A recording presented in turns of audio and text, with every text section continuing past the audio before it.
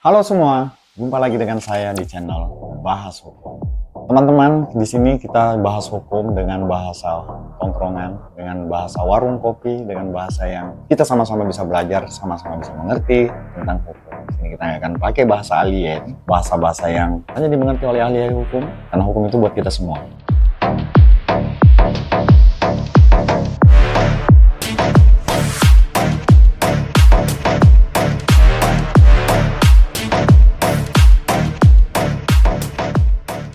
Oke, ini sering sekali terjadi, teman-teman, tapi jarang sekali dibahas tentang arti tanda tangan di kontrak. Ada banyak kesalahan, ada beberapa kesalahan fatal yang mungkin tidak pernah kita pikirkan saat kita memberikan tanda tangan kita di suatu kontrak. Sebelum kita lebih jauh, kita harus paham dulu tuh, definisi kontrak itu apa sih? Kontrak itu apakah sama dengan sewa gitu? Kalau saya ngontrak rumah, katanya itu sewa rumah ya. Atau kontrak pemain, apakah kita dalam konteks ini apakah kontrak itu sama dengan itu? Di sini kita akan membatasi bahwa kontrak secara hukum itu adalah perikatan. Jadi saya dan Anda saling mengikatkan diri. Jadi ada keterhubungan, ada perjanjian untuk kamu dan saya itu saling membuat kesepakatan. Jadi kita akan berbicara kontrak dalam konteks hukum yang seperti itu. Oke? Sekarang, bagaimana sebuah karena kan kita akan berbicara tentang kesalahan fatal apa sih yang sering kita terjadi pada saat penandatanganan kontrak. Nah, jadi dokumen kontrak itu dibuat tertulis, isinya adalah merupakan klausul. Klausul itu pasal-pasal atau hal-hal apa sih yang kita janjikan. Misalnya, jadi sih nggak salah juga kalau kita bilang kalau kontrak rumah itu perikatan kita untuk menyewa rumah. Kontrak jual beli adalah perjanjian atau perikatan kita untuk jual beli. Kontrak pemain itu adalah perjanjian antara pemain dengan klub untuk saling mengikatkan diri, di mana semua pihak, masing-masing pihak itu adalah pemilik hak dan kewajiban, memiliki hak dan kewajiban. Hal pertama yang harus kita lakukan adalah pastikan bahwa kita tahu apa yang kita tanda tangani. Jadi sebagian besar kita itu lalai karena mungkin malas atau nggak punya waktu, terburu-buru sehingga lupa atau lalai dalam membaca ketentuan kontrak. Padahal ini menjadi penting dan beresiko menimbulkan masalah hukum di kemudian hari jika kita melewatkan kesempatan kita untuk benar-benar mempelajari kontrak itu secara utuh. Teman-teman, saya mau bilang bahwa jangan pernah terburu-buru menandatangani suatu kontrak tanpa kita benar-benar tahu setiap detail apa yang ada dituangkan dalam pasal-pasal di perjanjian itu, di kontrak itu. Pastikan itu dibaca dengan cermat, dengan hati-hati, dan jika ada yang tidak jelas, ditanyakan saja. Karena persepsi atau interpretasi, anggapan yang berbeda itu juga bisa menimbulkan masalah. Pastikan bahwa pasal-pasal dalam kontrak itu dilihat atau dibaca dengan atau dipahami dengan cara yang sama dengan pihak yang bersama-sama menandatangani kontrak itu. Jangan takut kalau melihat kontrak yang terlalu tebal atau tulisannya mungkin nyaris tidak terbaca, abu-abu sih ya biasanya kecil-kecil gitu ya, sehingga kita datang ke leasing atau datang ke bank. Perjanjian kredit itu memang seperti itu karena mungkin terlalu banyak pasal sehingga dibuat, dicetak, diketik dengan huruf-huruf yang terlalu kecil. Dengan kondisi seperti itu, sebagian besar dari kita menyerah dan tidak lagi meneliti isi kontrak dan memberikan tanda tangan. Padahal penandatanganan kontrak itu adalah berarti memahami semua isi perjanjian dan sadar akan apa konsekuensinya jika terjadi pelanggaran kontrak di kemudian hari. Jadi penting sekali untuk meluangkan waktu membaca itu. Jika dokumennya terlalu kompleks, terlalu rumit, nggak usah buru-buru. Kalau itu dilakukan di depan notaris, minta notaris jelaskan itu pasal per pasal. Tanya terus sampai semuanya jelas. Jika ada hal yang tidak sesuai, sampaikan dengan terus terang bahwa saya nggak bisa mematuhi, saya nggak bisa menjalankan ketentuan pasal itu. Daripada dipaksakan dan kemudian kita memberikan tanda tangan, maka itu berarti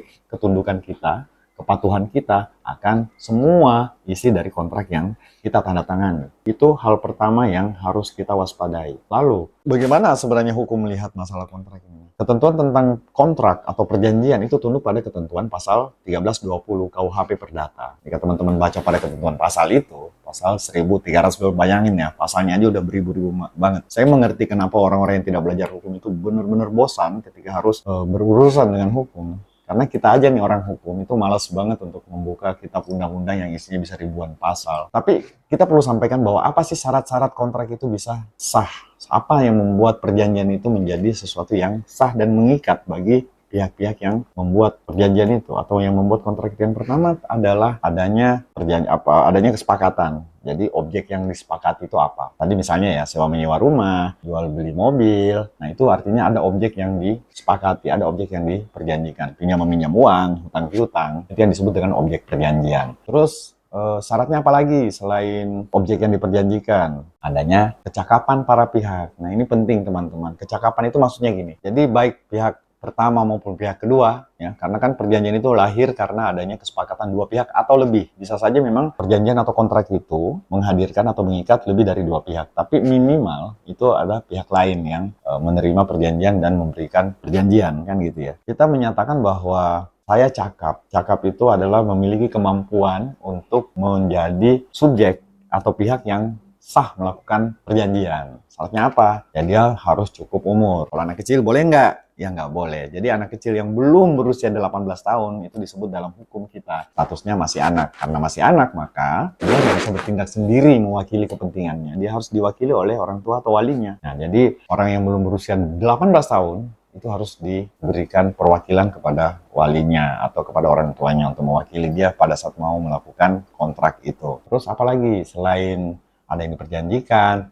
Terus selain itu apalagi? Orang gila ya. Jangan lupa, orang gila itu nggak tunduk sama hukum. Jadi orang gila, orang yang hilang ingatan, itu tidak boleh atau tidak sah ketika suatu perjanjian atau kontrak itu dibuat oleh orang yang gila. Jadi sepanjang dia cakap, dia bukan anak-anak, dia nggak gila, itu dia dianggap sah melakukan kontrak atau menandatangani dokumen perjanjian. Selain itu apalagi? Usaha yang halal. Kita sebutnya adalah sesuatu hal yang halal, memperjanjikan sesuatu yang halal, bukan sesuatu tindak pidana nih. Ini juga harus menjadi catatan, syarat sahnya perjanjian. Jadi untuk bisa dinyatakan sah, hal yang diperjanjikan itu harus sesuatu yang tidak bertentangan dengan hukum dan tidak bertentangan dengan kepatutan. Misalnya, saya berjanji kalau saya tidak membayar utang saya akan potong leher saya. Kan suka ada yang gitu ya. Nah, tentu saja karena potong leher itu bukan akibat hukum yang sah secara hukum, maka perjanjian seperti itu harus dinyatakan batal demi hukum. Jadi, dia tidak pernah berlaku, dianggap bahkan perjanjian itu tidak pernah ada. Artinya batal demi hukum karena tidak memenuhi syarat sahnya perjanjian seperti yang diatur pada pasal 1320 KUH